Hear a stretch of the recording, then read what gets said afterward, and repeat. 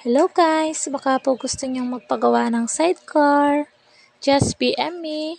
Or ilalagay ko na lang po yung link ng Facebook ng aking asawa para madali nyo po siyang mahanap or ma-message po and the exact location para hindi po kayo mawala. So, ang ginagawa ng asawa ko today is nag-airbrushing po siya ng mukha ni Bumblebee. So, kasama po yan ang airbrushing sa customized sidecar Bumblebee.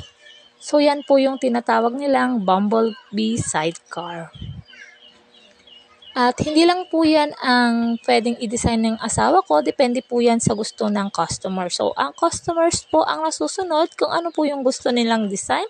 Pwede pong Optimus Prime, Dragon Ball, or kahit ano po na anime na gusto po nila or mga pangalan po. So, yan po yung customized sidecar, pre-airbrushing po. And hindi lang po yan yung ginagawa niya. Marami pa pong ibang sidecar tulad po ng vintage sidecar.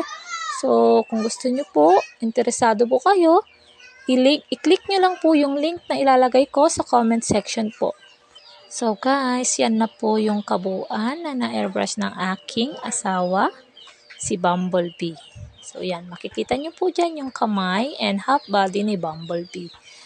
Kamangha-mangha po ang kanyang talento na ibinigay ng Panginoon. So nagpapasalamat po ako sa Diyos, sa ating amang nasa langit dahil sa talento na ipinagkaloob niya sa aking asawa. Yan po. Para po siyang totoo.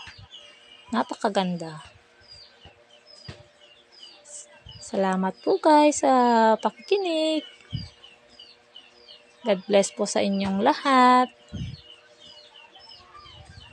Bye-bye.